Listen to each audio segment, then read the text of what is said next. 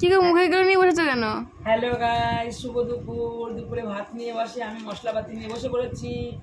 কি ভাবছো এখন বাজার থেকে এনেছে? না না, আমার মেয়ে এত একটা লিস্ট করে দিয়েছিল ছোটো মামার কাছে, তাই লিস্টের সদাইগুলো চলে এসছে। আজকে আসেনি কিন্তু, পুজোর মধ্যে ষষ্ঠীর দিন এসছে না, অষ্টমীর দিন। হ্যাঁ, অষ্টমীর দিন এসছে পুজো খাওয়ার জন্য। পুজোয় তো খেতেই পারিনি, কারণ কি খেয়েছি, রান্না করিনি, খাইনি, সে আমি করতে পারিনি, কারণ গ্যাসের পাইপটা খারাপ ছিল। তোমরা ভিডিও তো দেখেছো কিন্তু সবাই, জানি না কেউ যদি না দেখে থাকো তাও দেখে নিও ভিডিওটা, আগের ভিডিওটা।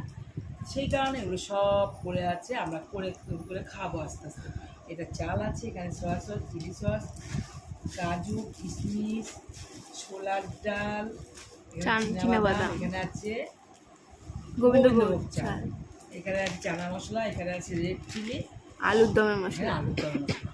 কিছুই করে খাইনি, আলুর দমও খাইনি, ছোলা টোলা খাইনি, চানা আছে ঘরে আনা, সেটাও করে খাইনি।